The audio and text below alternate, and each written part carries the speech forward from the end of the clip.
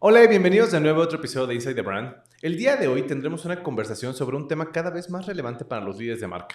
Cómo construir una marca con propósito real, más allá del eslogan, y al mismo tiempo diseñar una agenda de innovación ejecutable.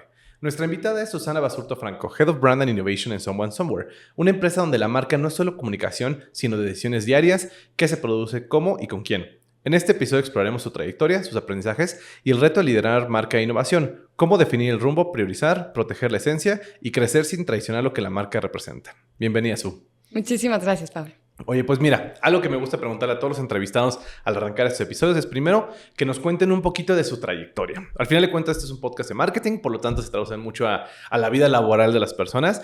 Pues cuéntame, ahorita estás como Head of Marketing, ¿de dónde vienes? ¿Cómo fue que estás en la parte sustentable, también en ropa? Cuéntanos un poquito cómo fue que llegaste aquí, ¿no? Claro que sí. Bueno, yo estudié comunicación y medios digitales y siempre me interesó muchísimo comunicar, básicamente. Y he estado en varias agencias. Al principio estuve en agencias enfocadas a booking y management de talento musical. Entonces hacía mucho de relaciones públicas, comunicación, partnerships, etc. Y después estuve en una agencia de publicidad pura. Y ahí aprendí muchísimo, mucho más la parte técnica, aprender a gestionar a clientes, toda la parte de estrategia, etc. Y me gustaba muchísimo. La verdad, aprendí muchísimo. Pero fue cuando ahí me buscó Someone Somewhere. Me buscó Antonio específicamente y me llamó muchísimo la atención un proyecto de impacto social. Me di cuenta que no solo me interesaba, sino realmente me emocionaba. Claro. Y fue hace casi 8 años que empecé por ahí. Mientras tanto, estuve estudiando una maestría en negocios y en tecnología. Y ahí es donde he ido como perfilando un poquito más hacia todo lo que es también business development e innovación, que es mucho lo que hago últimamente. Súper, buenísimo. Oye, y cuéntanos, ¿cómo fue que te buscó Antonio? O sea, ¿fue un tema de que ya lo conocías? ¿Fue a través de LinkedIn? ¿Ya conocías tú antes Someone Somewhere? Cuéntanos un poquito. Sí, efectivamente. Antonio conocía la agencia en la que estaba en ese entonces, que es Macken, y estaban buscando pues un perfil que se dedicara también a relaciones públicas. O sea, eran clientes de Macken. No, o sea, como que conocía, etcétera, y como que estuvo haciendo prospección básicamente en LinkedIn. Y me buscó por ahí, un mensaje directo, y pues empezamos a platicar y todo se dio súper orgánico. Yo conocía a ellos porque estudiamos todos en el Tec Santa Fe, entonces como que ubicaba más o menos el proyecto, ubicaba que existía y todo esto, pero fue hasta que me buscó que realmente me empapé de todo. Súper, a ver, cuéntame un poquito, porque entonces el proyecto nació como un proyecto escolar o cómo fue esto? Sí, justo. Los 3 founders empezaron el proyecto hace 15 años, que es un montón, literal en una sala de clases. Y era como ellos han sido compañeros desde chiquitos en la escuela y iban a misiones, ¿no? Cada Semana Santa a Naupan, que es una de las comunidades con las que trabajamos en Puebla, y como que traían esta inquietud de cómo hacemos para colaborar con artesanas que viven en Naupan, y fue hasta la universidad que como que empezaron a poner todo en orden. Entonces empezaron el proyecto, se llamaba Flor de Mayo en aquel entonces, y empezaron a hacer unas pruebitas con unas camisas bordadas, hasta que, bueno, poco a poco todo empezó a tener mucho más orden y sentido en el camino. Buenísimo. Oye, cuéntanos, igual para las personas que no sepan qué es Someone Somewhere, ¿a qué se dedican? O sea, que tengamos un poquito de panorama y contexto y también hablar del propósito detrás de lo que es la marca, ¿no? Claro que sí. Pues Someone Somewhere es una empresa social que básicamente nace con la misión de emplear a cientos de artesanos en México, en distintas comunidades, y lo hacemos a través de alianzas, ¿no? Nosotros tomamos artesanía, codiseñamos con los artesanos y lo incluimos en productos modernos. Nosotros tenemos nuestras tiendas propias, pero también hacemos alianzas con diferentes empresas, pues para acompañarlos a un camino más sustentable. Y nuestro diferenciador clave es que cada uno de nuestros productos trae el nombre de la artesana y la comunidad en la que se hizo, con un código QR, que también puedes conocer ahí sus historias y demás, y por eso nos llamamos Alguien en Algún Lugar. Me encanta, buenísimo. Oye, platícame, a lo largo de tu carrera, obviamente como platicas, has estado, vamos a llamarle de los dos lados, del lado de cliente, del lado de agencia. ¿Qué experiencia o cuál etapa de tu vida profesional crees que más bien, qué aprendiste en cada etapa de tu vida profesional que te llevó hoy en día? Me gusta. Pues yo creo que, o sea, como que realmente ver el valor de lo que quieres comunicar o transmitirle allá afuera, ¿no? Como que cada proyecto tiene su propia esencia, tenga impacto social o no tenga impacto social.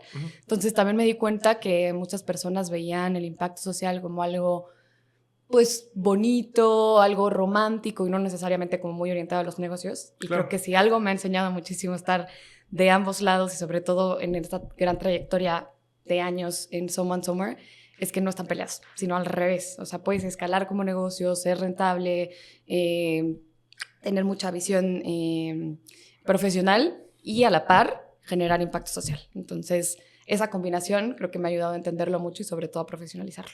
Súper. Oye, cuéntame, tu rol actualmente es como Head of Brand and Innovation. Uh-huh. Si no pusiéramos el nombre como tal o el título, ¿qué dirías que haces realmente en el día a día? Me encanta, me imaginé como preguntándole a ChatGPT, explícale a un niño de 8 años lo que haces. Como ubicas ese tren de que presentaciones a tus amigos de explicándole Exacto. a qué te dedicas. El PowerPoint. Ajá, exacto, justo. Pues diría que mi día a día básicamente es lograr que muchísimas personas en México y en el mundo conozcan Someone Somewhere, ¿no? Pero no solo la marca, sino el impacto que generamos, tanto en la parte social como en la parte ambiental. Y que esto nos abra puertas con diferentes personas y diferentes empresas para que colaboren con nosotros. Y a la par, estar cada día resolviendo problemas de formas distintas, ¿no? Como entender qué nos está atorando, qué no nos está saliendo y encontrar formas disruptivas de resolver las cosas. Me encanta. Buenísimo. Oye, y platícame. O sea, ¿dirías que es una posición o tu rol es más de comunicación o también un tema más de datos y números? Las dos.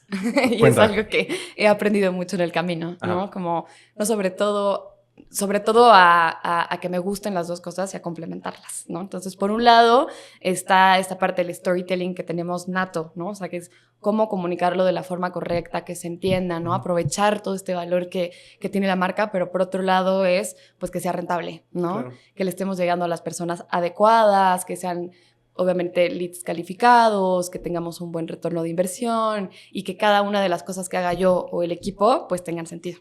Claro, buenísimo. Oye, por ejemplo, ¿cómo fue para ti esta formación? O sea, pensando en el sentido de que, o sea, ubicas que cuando uno está en la carrera, pues como que se divide mucho. Los ingenieros, pues son los de los números.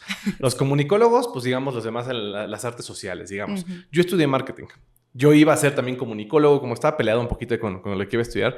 Pero ¿tú crees que fuiste agarrando como este gusto por los números tal vez? ¿O la verdad es que tú dices, no me gustan, pero pues los domino? ¿O cómo está eso? Yo creo que fui agarrando gusto. O sea, definitivamente no era algo que me gustara ni que me llamara la atención. De hecho, yo entré a marketing y después me cambié a comunicación. Era como, no, a mí me gusta la parte creativa y de hecho yo quería hacer documentales y cine y todo esto. Y después siento que poco a poco empecé a notar, ¿no? la importancia de esto.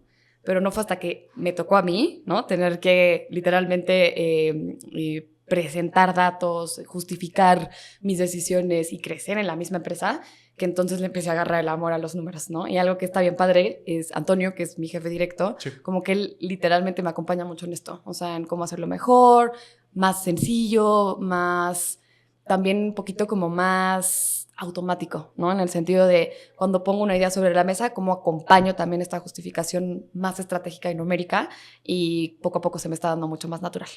Buenísimo. Digamos que es como la parte de la traducción del número a algo más analítico, vamos a decir, al resultado de no nada más la proyección del número, ¿no? Exacto. Y la verdad es que también es como un arma súper poderosa para cualquier comunicólogo o mercadólogo, porque es como cómo defender tus ideas. O sea, tú sabes que tienen sentido, que tienen potencial. Dos cosas. La primera, a veces te das cuenta que aunque era una gran idea, no necesariamente le convenía al negocio. O te das cuenta que sí le convenía y puedes realmente convencer a las personas más analíticas de la empresa. Entonces sí es algo que definitivamente tienes que tener ahí como carta principal. Sí, es una habilidad que uno va agarrando, ¿no? Por lo que comentas. Que sí. Va muy ligado a mi siguiente pregunta, que justo es, cuando miras hacia atrás, ¿qué habilidad blanda terminó siendo tu ventaja más dura, más competitiva, digamos? Puede ser un tema de comunicación, negociación, liderazgo, empatía.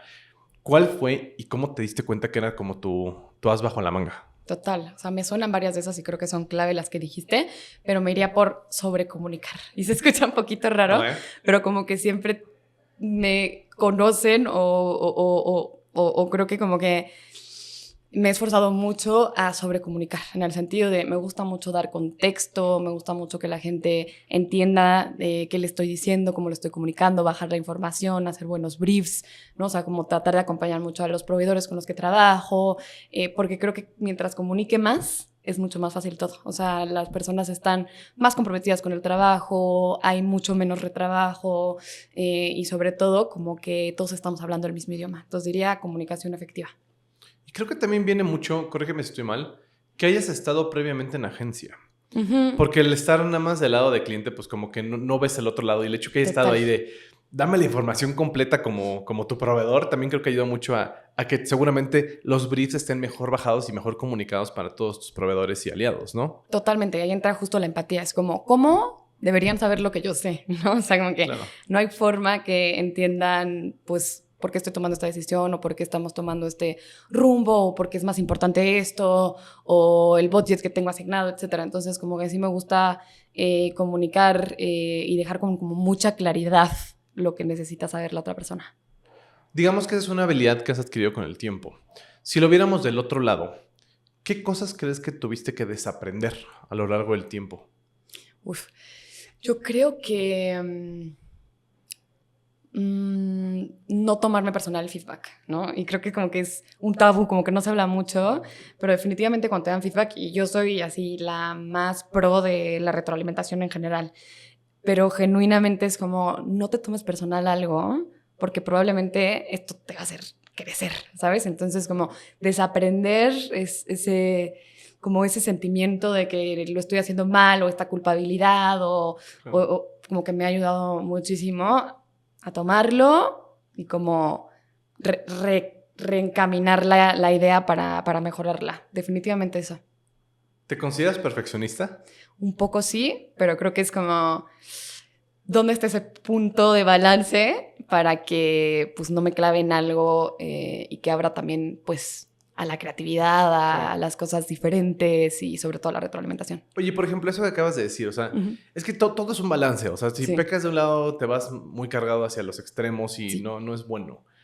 ¿Dónde está ese balance, como dices, de ser perfeccionista o dar también esa libertad para la creatividad y la mejora? ¿Me explico? Sí, no, total. Creo que como mucha inspiración de la gente que tengo alrededor. O sea, como que siento que siempre hay personas clave. Por ejemplo, en este momento, Gloria, que es la directora creativa, la directora de diseño en Someone Somewhere, me inspira muchísimo porque siempre tiene las ideas más disruptivas y como que va en contra de las ideas de todo el cuarto, etcétera. Entonces, como que me inspira mucho eso. Entonces, como que me abro a soltar y poder también como fluir muchísimo con improvisar, con crear, con darme esos espacios. Y creo que la otra también a modo más personal. O sea, como que siento que son herramientas que no necesariamente están en el trabajo, pero que personalmente me ayudan mucho, como la meditación, como algunos deportes en la naturaleza, como que siento que me ayudan mucho, como que a físicamente soltar, expandir, etcétera. Y ya cuando regreso pues más balanceada. Estaba escuchando una entrevista. No me acuerdo ni quién fue, o sea, honestamente, pero me acuerdo que era una señora, una CEO de no sé qué empresa, que decía que el balance laboral y vida personal no existe. O sea, que ese como 50-50 no existe y no se puede. Básicamente lo que dice es que uno va, pues se carga hacia un lado, te das cuenta y te vas hacia el otro y estás... O sea, el balance no se ve un balance perfecto así. Simplemente te cargas y estás jugando a moverte de un lado a otro por el resto de la vida, casi así. Y eso es el balance. Totalmente, y totalmente. Me hace mucho sentido, porque a ver, o sea, no puedes hacerlo de callo. Mi día lo voy a partir a la mitad y sí o sí voy a hacer esto, o sea, porque no se puede. O sea, es poco planeable y poco predecible, ¿no? Sí, no, totalmente. Y creo que justo el balance es como nunca va a estar en exactamente igual, ¿no? Y, sí, claro. Y creo que como que aceptar que es algo constante, como que te alivia, ¿no? Como sí, que claro. Muchas personas creen que encuentran el balance y ahí se quedan, y entonces es muy frustrante, y para mí sí es justo como esta danza todo el tiempo. Justo, y el cambio. El cambio, la evolución, estar soltando cosas, estar desaprendiendo cosas, como que eso, aceptarlo, siento que es el primer paso. Lo único constante es el cambio. Es el cambio y sí, que las cosas como cuando estás en una situación va a cambiar, eventualmente. O sea, puede ser hoy mañana, pero eventualmente va a cambiar y hay que volver a rebalancear y rebalancear. Totalmente de acuerdo. Oye, y platícame. Sí. Otra pregunta que me encanta hacer en este podcast es, ¿cuál fue el error más grande que has cometido a lo largo de tu carrera? Y que, o sea, más que hablar del error y, pues me equivoqué aquí y autoflagelar, o sea, no va por ahí. Más bien es, ¿qué aprendiste de él? O sea, pensando en que alguien cuando escuche este episodio diga, ok, o sea, chance estoy viviendo por lo mismo y me puedo evitar esa raspada de rodilla, vamos a llamarle así, ¿no? ¿Cuál fue tu error más grande? Yo diría que como que opinar cuando estoy muy emocional y que justo, ¿no? Me tomé algo muy personal y opiné en su momento y después viene como este arrepentimiento de, me faltó contexto para poder ser empática o para poder entender un poquito más de dónde venía el comentario, dónde venía la retroalimentación. Y cuando me pasó un par de veces, como que sí hice esta reflexión y fue como, a ver, ¿qué tengo que hacer para que no me suceda? Porque después mantener una buena relación pues cuesta más trabajo, ¿no? O sea, que como que volver a tener esta credibilidad de que eres una persona pues con madurez profesional, etcétera. Sí, entonces fue como al principio de mi carrera y creo que definitivamente lo marco como un error, pero un error que me abrió muchísimo como el espacio a justo este balance emocional y a tener que estar en constante búsqueda de herramientas para que pues hoy sea diferente. Y te puedo decir que este diciembre hicimos nominaciones en Some Summer y gané la más zen. Entonces, ¿en serio? Creo que algo ha servido porque definitivamente la percepción es distinta, ¿no? Como de, ok, ya estoy en una sala de juntas y puedo como mantener la calma y no reaccionar. ¿Me explicó? Sino al revés, como mediar o regresar con un comentario, pero ya desde otro lugar. Oye, ¿cómo fue? O sea, digamos, traduciéndolo en algo más accionable, vamos a llamarlo así. ¿Cómo fue este proceso? Obviamente, pues, digamos, te equivocaste en algo y dijiste, chin, ¿qué hice? Pero, ¿qué pasos seguiste para agarrar esa habilidad, pues? Pues yo creo que primero como mucha aceptación del error en sí, ¿no? Hablábamos del perfeccionismo, como que siempre fui una niña que toda su vida bailó ballet y como que, ¿sabes? Estos deportes demasiado como estrictos y rigurosos. Y fue como, a ver, o sea, la perfección no existe y estarla buscando constantemente te va a frustrar. Entonces, como realmente verme al espejo, literalmente, ¿no? Y decir como, el error va a estar. Sí. Y mucho más de lo que creo y muchas veces ni lo he visto, pero me voy a abrir a observarlo más. Entonces, como que esa relación de soltar y de aceptar fue como la primera fase, ¿me explico? Ya después con ciertas herramientas, como decir, ok, no es como solo lo voy a aceptar y ya, sino qué voy a hacer al respecto, ¿no? Claro. O sea, cómo regreso con otras alternativas o cómo busco otros caminos para no cometer el mismo error, etcétera. Yo siento que es como lo que hablamos del balance, que es como un trabajo constante, claro. Pero definitivamente primero es como aceptarlo y observarlo. Sí, como que uno va haciendo sus hacks a lo largo del tiempo de lo que le sirve y lo que no, y lo que sirve te lo guardas y lo que no lo vas desechando, digamos, entre comillas. Exacto, sí. Como que uno va haciéndose su Frankenstein de habilidades, ¿no? Así como el cinturón de Batman, vamos a llamarle así. Totalmente, de tus superpoderes. ¿Recuerdas alguna situación que te haya pasado obviamente que nos quieras contar, de que hayas vivido el chin, esto no estuvo bien? O sea, en eso que acabas de decir, como, fue mi error, aquí me equivoqué, pasó esto, bla, bla. Digo, obviamente si nos quieres contar, ¿va? Sí, no, o sea, como que justo diría como el recibir información y ser tan emocional de que ponerme a llorar en una junta. Y ojo, no estoy diciendo que no se vale compartir emociones, yo soy totalmente pro de compartir, de expresarse, pero no era ni el lugar ni la forma, ¿me explico? Y ya estando ahí era como, estoy sintiéndolo todo, pero estoy definitivamente cambiando pues todo lo que quería decir. O sea, como que se entendió diferente, no llegó el mensaje, ¿me explicó?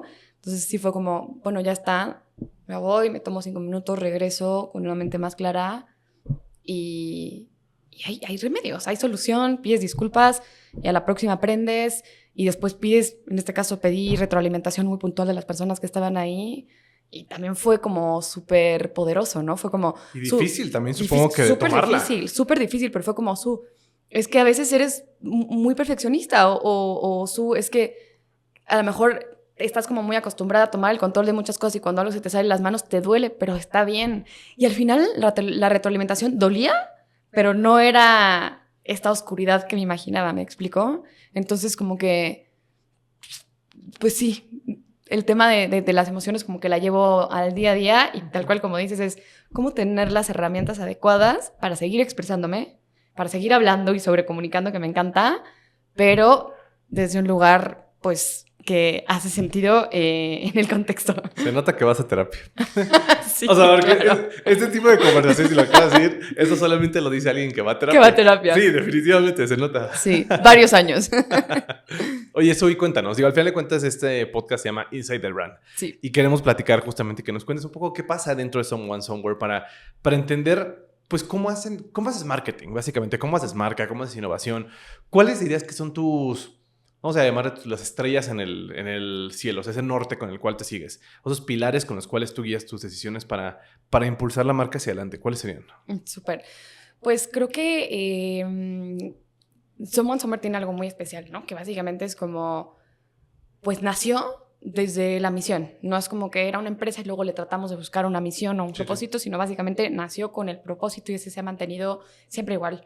Y aunque hemos pivoteado con los modelos de negocio, ¿no? Empezamos directo al consumidor y ahora trabajamos más con empresas, etcétera, como que siempre ese North Star ha sido como generar impacto social y ambiental en las comunidades y que la marca siga creciendo, ¿no? Entonces, para mí, como que es no negociable el que siempre se hable del impacto, ¿no? O sea, como que es nuestro diferenciador más grande y es esta pieza que tienes aquí fue creada por artesanos mexicanos usando materiales amigables con el medio ambiente. Entonces, como siempre, pero sobre todo también buscando que se entienda, comunicar este valor, ¿no? Este valor agregado. Y por otro lado, obviamente, pues estás vendiendo un producto, estás vendiendo algo que la gente va a usar. Entonces también como ponerte del lado de la persona que lo va a usar y decir, ok, ¿por qué querrías este producto? ¿No? En temas de usabilidad, en temas de diseño, en temas de entender mucho al target market, ¿sabes? Como de cómo le voy a hablar, en qué canales le voy a hablar, no sé, qué le tengo que estar recordando recurrentemente para que pues decida comprarnos a nosotros o aliarse con nosotros. Depende el modelo de negocios del que estemos hablando, ¿no? Pero diría que eso 100%. Y la otra, ser como súper cuidadosos en cómo comunicamos las cosas.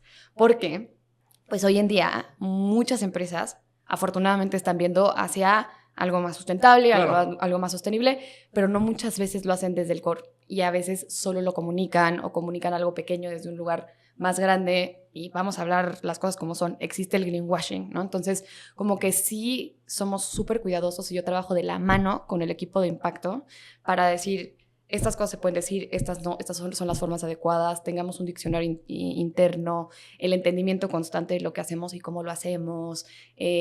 Cuando estamos haciendo el reporte anual, pues cuidar cada detalle, cada métrica, cada número. Y creo que esa es una responsabilidad gigante que tengo, ¿no? Yo, el área, porque es como, no podemos equivocarnos porque esto está representando a más de 60 empleados, a más de 300 artesanas y artesanos. ¿Me explico? Entonces, como mucho cuidado y responsabilidad ahí.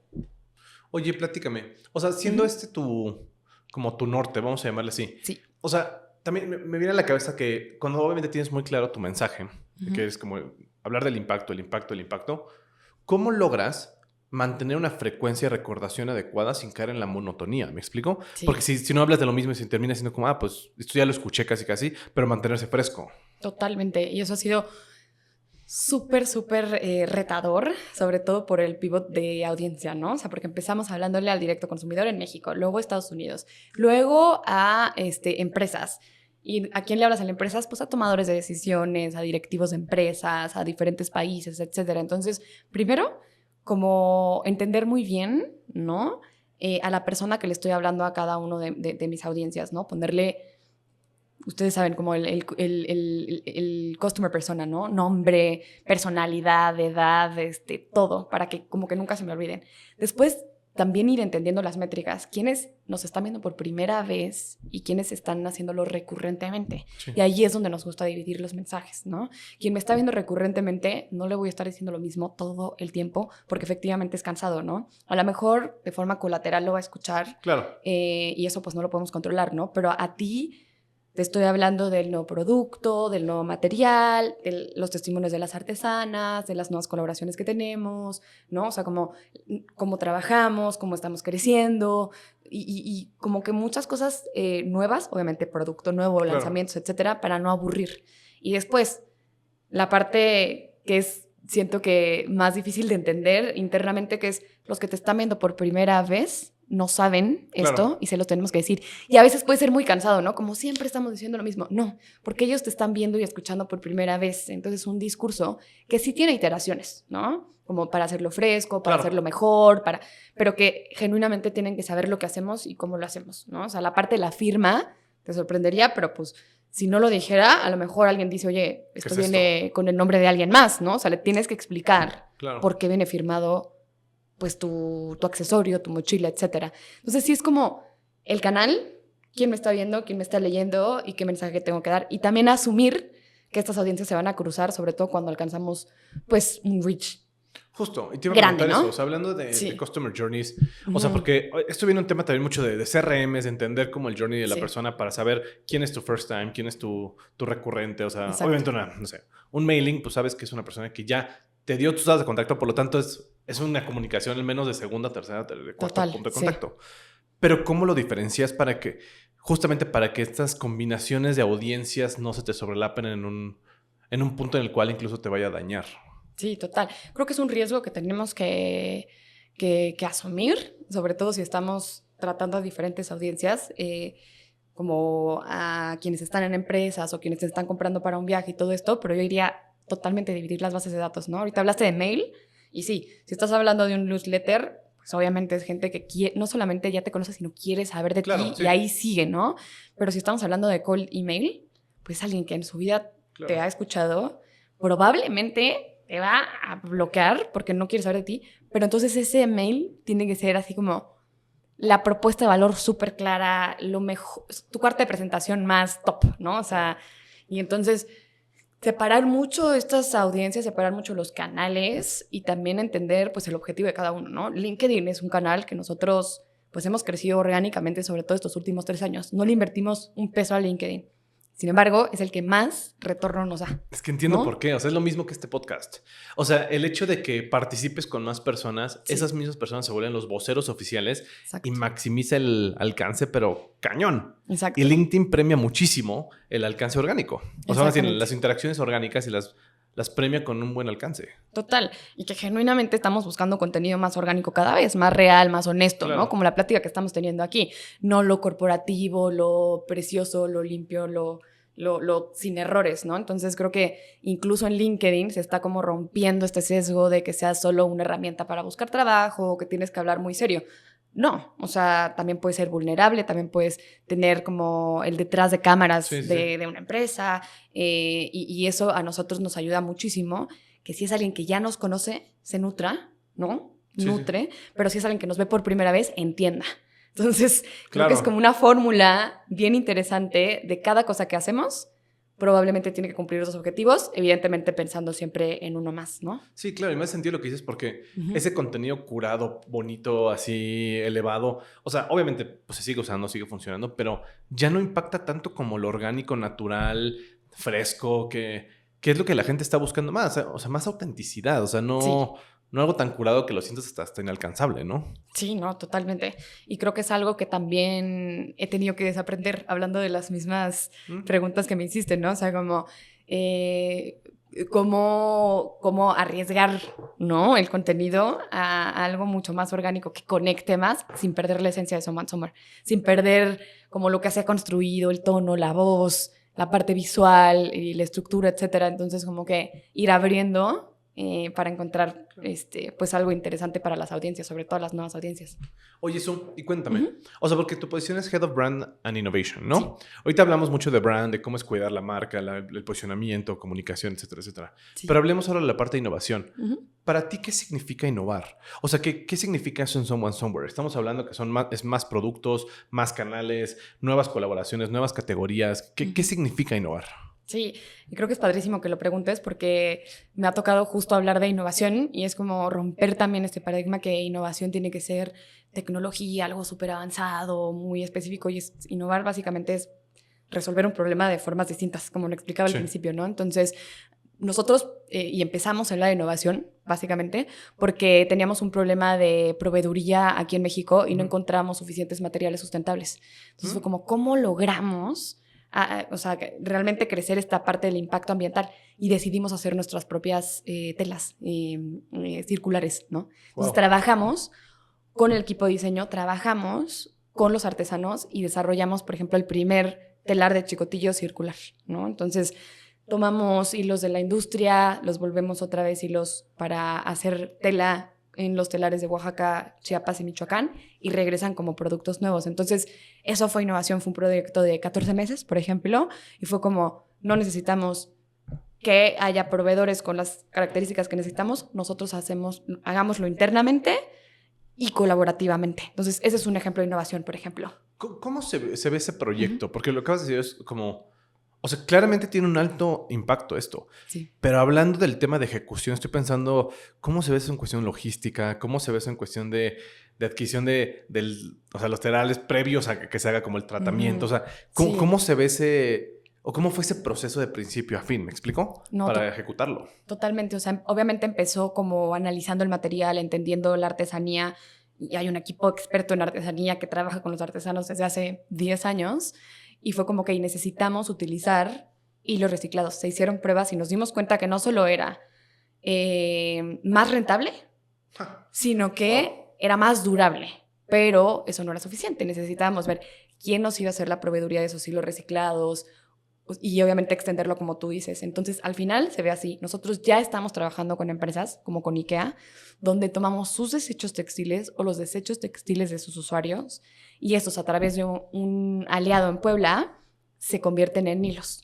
Y básicamente llegan y todos estos textiles se separan por colores para que no utilicemos ni agua ni químicos. Entonces, separados por colores, entran como en unas máquinas que separan y separan y separan y separan y separan hasta que se vuelve hilo otra vez.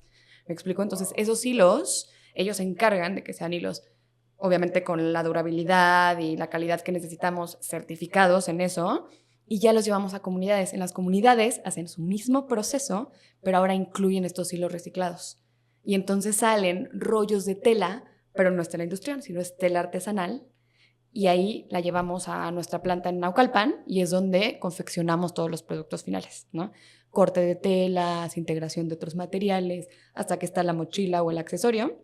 Y ahí es donde pues la vendemos, la mandamos o lo que sigue, el paso siguiente. Claro, es que me encanta porque son dos acciones sociales integradas. El tema ecológico y el tema de inclusión social, al final de cuentas. Y cómo fungen esta... ¿Cómo se llaman? No es línea del tiempo, es esta línea de producto, de cómo se va transformando. No me acuerdo el nombre, cómo se llama eso. Pero me encanta cómo lo tiene estructurado.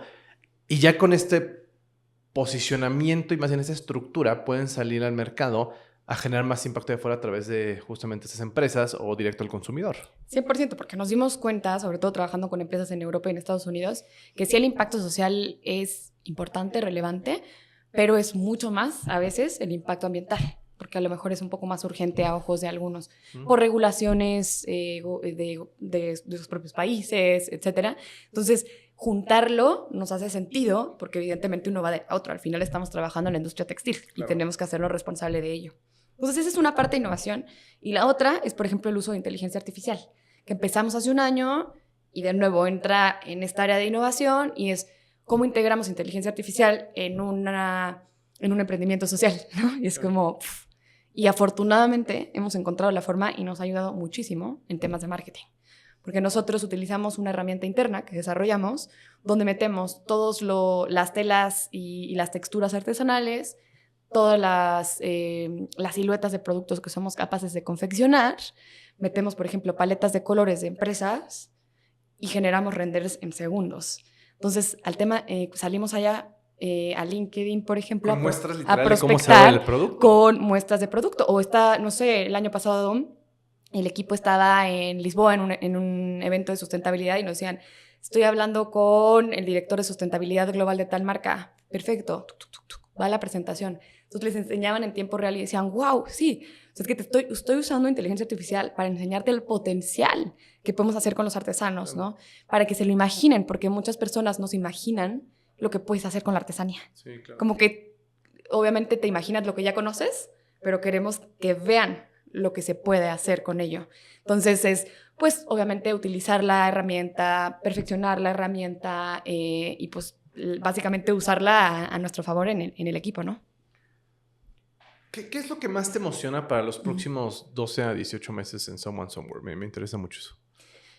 Pues traemos colaboraciones muy emocionantes, la verdad. Entonces como que me emociona muchísimo toda la planeación que llevamos haciendo desde hace un año, ¿no? Y que este año van a salir a la luz. Entonces como realmente colaborar con marcas globales, algunas con las que ya hemos colaborado, pero de formas más grandes, más significativas. Y lo que más me emociona es literalmente ver a las artesanas que van a estar presentando estas colaboraciones, ¿no? Allá afuera con los medios, con su propia voz y escuchar cómo han cambiado las historias y cómo han pues mejorado su calidad de vida por estas colaboraciones. Y también me emociona como ir viendo cómo pues el mundo está volteando a ver empresas como las nuestras, no solo por el producto, sino por el valor que estamos agregando. Entonces, como crecer nuestra estrategia de prospección, llegarle a mucha más gente y probablemente el próximo año pues hacer todavía lanzamientos más inesperados y pues con más impacto social y ambiental. Súper, me encanta. Oye, otra pregunta. ¿Cómo se ve el liderazgo dentro de tu equipo hoy? ¿Qué buscas en las personas? Digo, porque obviamente hay un tema pues de impacto social allá afuera y como dices, o sea, de ecología, que supongo que eso está en el ADN de todos. Sí. Pero no es lo único que estás buscando en el liderazgo de alguien. ¿Qué otras cualidades tienes para el momento de contratar a una persona para el equipo? Es una buena pregunta porque siento que lo hemos aprendido en el camino y de hecho lo estaba platicando con la directora de RH el lunes. Y es como, sí hay algo de filtro, como bien dijiste, de los valores de cada persona, ¿no? Porque definitivamente tienes que tener interés en el impacto social o ambiental para trabajar en un proyecto como el nuestro, ¿no? Claro. Por la naturaleza del proyecto, por pasarla bien, ¿no? Pero yo personalmente diría que busco muchísimo personas que quieran crecer, que quieran aprender, que quieran, o sea, como que tengan una visión, ¿no? Que no solamente como que quieran hacer algo repetitivo y como... Sí, claro. Que se queden ahí y la verdad es que me ha tocado trabajar con gente maravillosa, ¿no? O sea, que no necesariamente solo tienen ese potencial y esas ganas, sino que los he visto crecer, ¿no? O sea, personas que han estado en mis equipos de ahorita lideran áreas de marketing en marcas globales o que han crecido muchísimo y eso me encanta. O sea, como que mi good problem es que vuelen y que incluso les termine aprendiendo yo a ellos, ¿no? Eso definitivamente. Y la otra, creo que estén muy abiertos a pues el feedback y a la comunicación, que son cosas que, como ya platicamos, yo he aprendido mucho en el camino y que creo que estos skills son súper importantes. Entonces, apenas veo que tienen ganas o potencial o curiosidad y me encanta trabajar con las personas así. Y otra cosa también es que creo que a lo largo del camino, y esto me lo enseñó una mentora que se llama Linda, pues existen diferentes formas de liderar, ¿no? Y no todos ocupan el mismo tipo de liderazgo en el mismo momento. Entonces, a lo mejor hay una persona que va entrando y que necesitas llevarla de la mano, obvio, ¿no? Pero entonces, ¿dónde lo mueves? Ok, ya te delego, te libero, te dejo a ti, etcétera. Y a lo mejor alguien sube de puesto y necesita otra vez ese acompañamiento, ¿me explico? Entonces, mi ideal, obviamente, siempre es personas que puedan trabajar súper autónomas, que pueda yo delegar, confiar, aprenderles muchísimo, pero sí como estar muy pendientes en el tipo de liderazgo que cada quien vaya necesitando, porque a mí me ha pasado, y creo que he agradecido muchísimo, que me tengan confianza, pero que también se acerquen y me acompañen en los momentos como más críticos. Oye, platícame, por ejemplo, ahorita volviendo a lo que platicábamos, de cosas más accionables. O sea, porque eso que comentas se me hace una cualidad súper valiosa en cualquier líder, pero ¿cómo se lo enseñas a una persona que pueda hacer eso? ¿Me explico? O sea, es como decir, es que tienes que ser empático. Ok, pero alguien que no es empático es como, ¿cómo? Total. ¿Qué significa eso? O sea, ¿cómo se hace eso? ¿Me explico? Sí. ¿Cómo se come eso? O sea, en este caso, ¿qué cosas son las que haces para poder cumplir esto que acabas de decir? ¿Me explico? Como muy, pues sí, accionables, pues. Sí, creo que mucho es como estar constantemente teniendo estos espacios de cuestionante, ¿no? O sea, cómo te sientes con el liderazgo, qué estás necesitando, dónde te estás atorando. Y a lo mejor no siempre te van a dar estas respuestas, pero hay que estar como siempre leyendo entre líneas, ¿me explico? Entonces, si cada lunes en tu check semanal el 80% de la junta se trata de necesito ayuda de esto y no he podido avanzar porque tú no me has podido ayudar, porque tú no tienes tiempo o porque X y Y, pues hay que leer entre líneas. Y es una persona que necesita mucho más acompañamiento. ¿Me explico? Claro. Entonces no te lo está diciendo, pero lo está gritando, ¿sabes? En pocas palabras. Y al revés, de repente vas viendo que te dicen, oye, te mando mis puntos, ¿no? Por Slack. Necesitamos todavía tener la reunión y dices, wow, esta persona se autogestiona tanto que en un mensaje me pudo simplificar la semana, los resultados y la única petición que tiene de mí esta semana. Esta persona está en el sweet spot de liderarlo, estar obviamente acompañándolo, pero que está creciendo y al revés, ¿no? Como tener sesiones de decir, ¿qué otra cosa podemos hacer? ¿Cómo podemos evolucionar, no sé, tus responsabilidades, tu tu rol en sí, ¿me explico? Entonces, como que esta comunicación, escuchar, observar y leer entre líneas para mí es clave. Súper. Oye, cuéntame, ¿cuál ha sido una decisión reciente en Someone Somewhere que te dio miedo tomar, pero que hoy sientes que fue la correcta? Obviamente no nos digas nada confidencial, ¿verdad? Por favor. Sí. Yo creo que lo que vengo contando ahorita, ¿no? Y en pandemia, pues nadie quería comprar mochilas. O sea, no era prioridad, ¿no? Claro. Y empezamos a abrir la posibilidad de hacer un modelo business to business. Y al principio era como, sí, hagámoslo, pero ya cuando se puso en serio y fue como, vamos a crecer la compañía hacia business to business y evidentemente hay que cambiar y repensar toda la estrategia de no solo de branding, sino de marketing, pues sí, o sea, como que tuve que poner pausa y decir, a ver, esto, ¿qué representa, ¿no? en mi día a día, claro, ¿no? En mi rol, en mi crecimiento, en mi futuro, a dónde quiero ir yo como persona, como profesional. Entonces, sí me dio miedo, pero a mí me encanta el miedo, de alguna forma. O sea, es como decir, ok, pros, cons, hasta que dije, estoy adentro y vamos, ¿me explicó? Entonces, hoy no me arrepiento para nada, al revés, creo que ha sido de los crecimientos más grandes que he tenido. Wow. O sea, cómo pivotear en tiempo real, cómo construir en tiempo real, cómo aprender algo en tiempo real. Y siento que he tenido muy buena compañía, pero a la vez muchas cosas las he tenido que aprender yo solita, ¿no? Y siento que, no sé, también me pasó cuando estaba estudiando la maestría en Collective Academy, mientras trabajaba en Someone Somewhere, era como aplicar en tiempo real para mí es como lo que más me gusta, ¿no? No como que se quedó en una libretita y lo metiste y se guardó, sino aquí era lo mismo, era, o sea, tenemos esta meta, pues vamos a intentar plan A, plan B, plan C. O sea, A/B testing a todo lo que da, y creo que si bien sí fue como medio aterrador, sobre todo al principio que no veíamos los resultados muy claros, ahorita me hace todo el sentido y como que me dan muchas más ganas de irme adentrando a mundos que son relativamente nuevos para mí, para el equipo. Oye, pero, por ejemplo, ¿tú ya tienes experiencia trabajando con B2B? No. ¿Fue tu primera vez haciendo Fue B2B? Fue mi primera vez haciendo B2B y lo fui aprendiendo literal de personas clave que entraron al equipo, muchos mentores que afortunadamente hemos podido tener,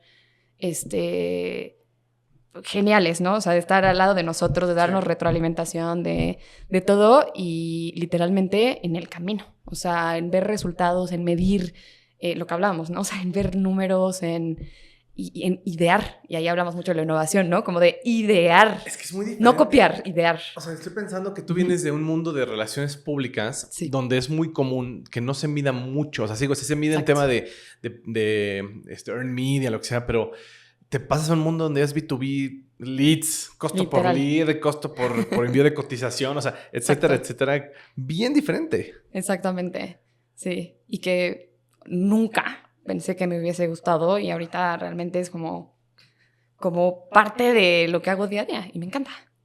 Y que es el futuro de lo que están apuntando también, como dices. Exactamente, sí. Y es lo que me tuve que replantear, ¿no? O sea, va para allá. ¿Me interesa o no me interesa? ¿No? Y creo que al final la única persona que podía ser honesta consigo era yo misma.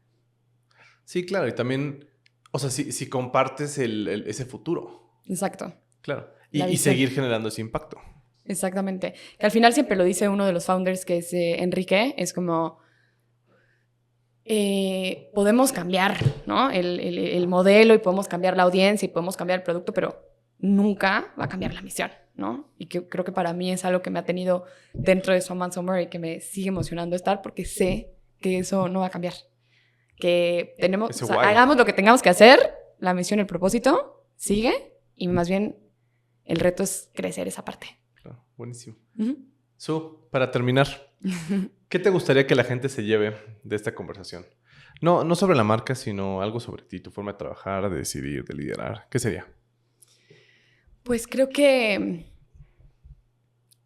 como que arriesgarme ha sido muy retador, pero creo que ha sido de los mejores regalos que me ha dado mi vida profesional.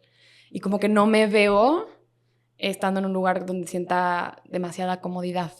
Y como que invitaría a la gente a cuestionarse qué es lo que a ellos y a ellas les da más paz.